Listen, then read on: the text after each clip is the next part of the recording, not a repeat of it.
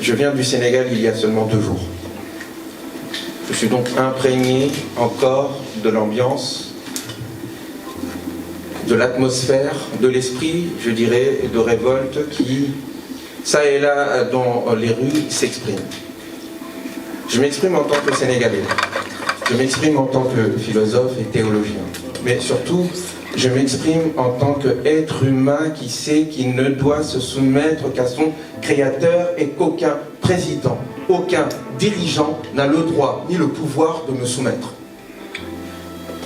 Ça n'est plus une question seulement de politique politicienne, ça n'est pas seulement une question de constitution dont nous parlerons sans doute tout à l'heure, ça n'est plus une question de nationalité, de nationalisme, ça n'est plus une question de rapport de force et de savoir qui va gagner. Ici, ce qui est en jeu, c'est notre humanité. Ici, ce qui est en jeu, c'est ce qui nous fait être des Sénégalais fiers. Ici, en réalité, ce qui est en jeu, c'est notre libération de la colonisation et qui perdure et qui continue de nous imposer des acteurs, des dirigeants dans un cadre que nous ne choisissons pas. C'est dans ce cadre-là que l'ex-président Macky Sall a été choisi. Et tant que nous ne questionnerons pas le cadre lui-même, nous continuerons à avoir des acteurs, dirigeants, qui ne sont pas là pour nous protéger et pour nous servir, mais sont là plutôt pour servir leurs maîtres. Qui sont les maîtres? Nous. Qui doit servir le dirigeant? Nous. Mais comme dirait un grand homme que nous connaissons tous et en qui nous croyons, vous êtes dirigés comme vous êtes. Qu'est-ce que nous sommes? Qu'est-ce qui fait qu'un président peut poser à un moment donné, s'arroger de tels droits sans qu'il ne craigne pour son sommeil qu'une révolution vienne le déloger de chez lui? C'est notre faiblesse qui s'exprime derrière en réalité cette crise. En réalité, c'est ce que nous sommes en tant que classe intellectuelle, en tant que classe politique et en tant que peuple. Quelle force spirituelle, quelle force solidaire, quelle force en termes de conscience politique avons-nous opposé à un Macky Sall de sorte qu'il ne puisse même pas rêver de cette décision qu'il vient de faire? Telle est la question que nous devons nous poser. Car ce qui s'est passé aujourd'hui, c'est déjà passé il y a quelques années et se passera encore une fois si nous ne changeons pas les règles du jeu de fond en comble. Pour l'instant, où en sommes-nous? Des conversations se remplissent du nom de cet ex-président. Beaucoup sont choqués. Beaucoup disent qu'ils disent des mots que je n'ose dire par respect pour cette noble assemblée.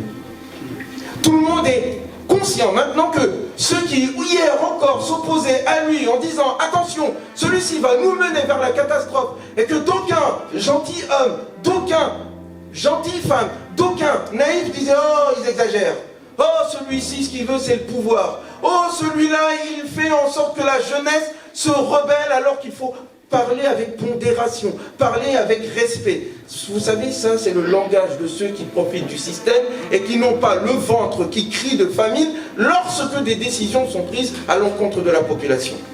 Il est temps que ces derniers qui sont en haut et qui profitent du système se rendent compte que si les choses vont dans ce sens-là, ce sont leurs intérêts qui sont en jeu. Je dirais même, c'est leur vie sociale qui est en jeu. Que faut-il faire pour l'heure? Il faut une mobilisation massive. Quel leader avons-nous et quelle stratégie pouvons-nous penser pour faire en sorte que tous soient assurés et rassurés quant à notre force lorsque tout le monde descendra? Car notre force est dans la majorité. Notre force est dans le courage que chacun doit avoir. Notre force est dans la conscience que cette affaire n'est pas une affaire de politiciens, c'est une affaire de tout le peuple. Et si le peuple refuse de se lever, il arrivera au peuple ce que lui-même aura décidé sur lui-même. Si tu te comportes comme un mouton, ne t'étonne pas d'être égorgé demain. C'est le message que j'adresse à tous les Sénégalais et Sénégalaises. C'est le message que j'adresse à tout Africain, à toute personne qui a une once de dignité dans son cœur. Ne laissons pas faire cela. Sortons en masse, n'ayons pas peur. Je dis ex-président, j'assume mon mot, car il a été élu sur un accord explicite entre le peuple et lui, la protection de la Constitution. Il l'a enfreint samedi. Et dès lors qu'un être humain, un président, commet une telle infraction, il se déshabille complètement de tout devoir de notre part de lui obéir. Il s'agit, en principe, dans de telles situations, de juger les responsables et de les mettre là où il faut qu'ils soient. Et donc de nous donner les moyens pour ce faire. Car quiconque porte atteinte à notre indépendance, à notre liberté, mérite d'être jeté en prison. Cependant, quelle stratégie mener? Faut-il parler de campagne électorale? Faut-il continuer de savoir et de nous interroger comme certains sur quel candidat est le mieux à même à nous représenter? Faut-il faire une mascarade de campagne que nous savons ne pas pouvoir être effective, puisque de fait, les candidats sont arrêtés, qu'ils sont empêchés, et que nous sommes tous témoins de cela, et que nous regardons tranquillement se faire cela? Non, nous avons dépassé ce stade. Nous ne sommes plus dans la question des élections. Nous sommes dans la question de la mise sous pression de la classe politique responsable de cette situation, de la classe administrative, de la classe économique et de la classe policière et militaire qui sont responsables de cela. Il s'agit de le mettre sous pression, massivement, sans violence. La violence est la meilleure arme que nos adversaires utiliseront contre nous. La paix, la non-violence, le calme, la détermination massive est ce qui gagne à la fin. Voyons plus loin que les élections actuelles. Enfin, il nous faut penser de nouveaux cadres. Moi, j'appelle à ce qu'il y ait la mise en place d'une assemblée constituante. La constitution que nous avons héritée de la France est une fabricatrice de dictateurs. Les règles et les pouvoirs donnés au président sont exorbitants. Il nous faut un autre cadre constitutionnel. Une constituante qui, durant 1 an ou 2 ans, en consultant le peuple, permet de penser un nouveau rapport entre le peuple et ses dirigeants. Que les dirigeants soient contrôlés par la population.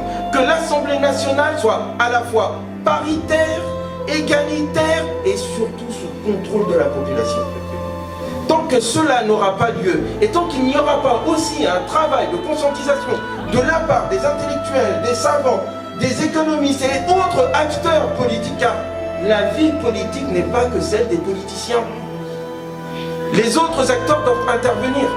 Si nous ne proposons pas cette porte de sortie, effectivement, le Sénégal tombera dans une dictature qu'il a guettée depuis tant d'années, que nous avons vu venir et que nous n'avons rien fait par peur de trop troubler, de trop fâcher, jusqu'à ce qu'il nous dévore en ce moment comme il est en train de le faire. Si Dieu existe et il existe, si l'être humain est digne et qu'il est le calife de Dieu sur terre, et que nous sommes des êtres responsables et non des moins que rien, alors nous avons le devoir de nous lever et de changer ce système qui permet à un maquis et à ceux qu'il sert en réalité, et nous savons d'où ils viennent, d'être délogés de là où ils sont. Pensons, agissons, ayons confiance, l'histoire est avec nous, je dirais, Dieu est avec nous. Je vous remercie.